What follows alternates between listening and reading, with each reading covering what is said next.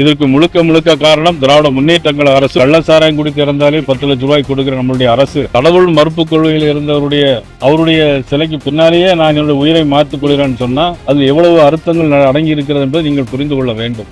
இதிலிருந்து முதலமைச்சர் ஒன்று தெரிந்து கொள்ள வேண்டும், இது மதம் சார்ந்த பிரச்சனை அல்ல. திருப்பரங்குன்றத்தில் தீபம் ஏற்ற வேண்டும் என்ற நீதிமன்ற தீர்ப்பை அவமதித்து திராவிட முன்னேற்ற கழக அரசு அதை நடைமுறைப்படுத்தவில்லை என்கின்ற மன உளைச்சலோடும் மிகுந்த வேதனையோடும், இனிமேலாவது என்னுடைய மறைவுக்கு பின்னாலாவது திராவிட முன்னேற்ற கழக அரசு திருப்பரங்குன்றத்தில் தீபத்தை ஏற்ற வேண்டும் என்கின்ற ஒரு மன உளைச்சலோடு தன்னுடைய உடலையே தீபமாக தீப்பந்தமாக எரித்த பூர்ணச்சந்திரன், அதில் அவருடைய ஆடியோவில் சொல்லப்பட்டிருப்பது, திருப்பரங்குன்றத்தில் போய் செய்வதை காட்டிலும் பெரியார் சிலை பின்னாலேயே என்னுடைய உயிரை மாய்த்துக் கொள்கிறேன் என்று மாய்த்து கொண்ட பூர்ணச்சந்திரன் இன்றைக்கு அமாவாசை.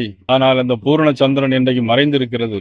இதற்கு முழுக்க முழுக்க காரணம் திராவிட முன்னேற்ற கழக அரசு பொறுப்பேற்க வேண்டும். இனிமேலாவது திருப்பரங்குன்றத்தில் தீபம் ஏற்ற வேண்டும்.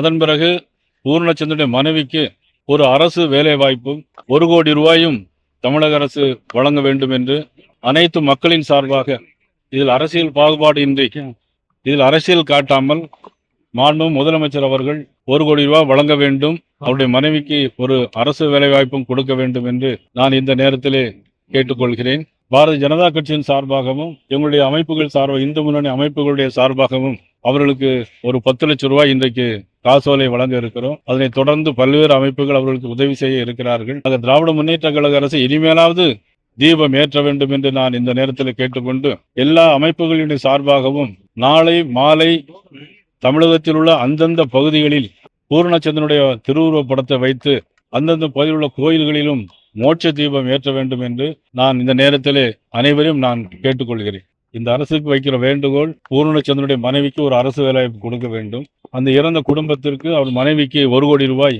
நிதி வழங்க வேண்டும் என்று நான் கேட்டுக்கொள்கிறேன். ஏன்னா கள்ளசாராயம் குடி திறந்தாலே 10 லட்சம் ரூபாய் கொடுக்கிற நம்மளுடைய அரசு, நான் அதை குறை சொல்லவில்லை, இதை செய்ய வேண்டும், 1 கோடி ரூபாய் பூர்ணச்சந்திரன் மனைவிக்கு கொடுக்க வேண்டும் என்று நான் இந்த நேரத்திலே எங்களுடைய வேண்டுகோளாக நாங்கள் வைக்கிறோம்.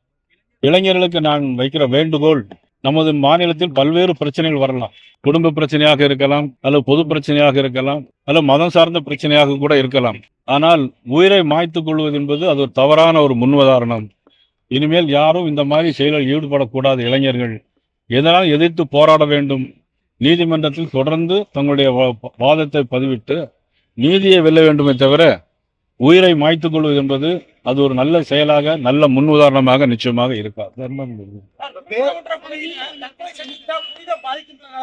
பெரியார் சிலைக்கு முன்னாடி வந்து நான் தற்கொலை பண்றேன், கடவுளே இல்லைன்றவருக்கு முன்னாடி நான் வந்து தற்கொலை பண்ணிருக்கேன் அவர் நேற்று பதிவு சொல்லியிருக்காரு. அதான் கடவுள் மறுப்பு கொள்கையில் இருந்தவருடைய அவருடைய சிலைக்கு பின்னாலேயே நான் என்னுடைய உயிரை மாற்றிக் கொள்கிறேன்னு சொன்னா அது எவ்வளவு அர்த்தங்கள் அடங்கி இருக்கிறது என்பதை நீங்கள் புரிந்து கொள்ள வேண்டும். எவ்வளவு உன்னத உணர்வோடு உணர்ச்சியோடு, அதிலும் ஆடியோ பயிலாம் திமுக, இன்னும் அது அரசியல் நான் பேசக்கூடாது, திமுக குடும்பத்தை சார்ந்தவர்.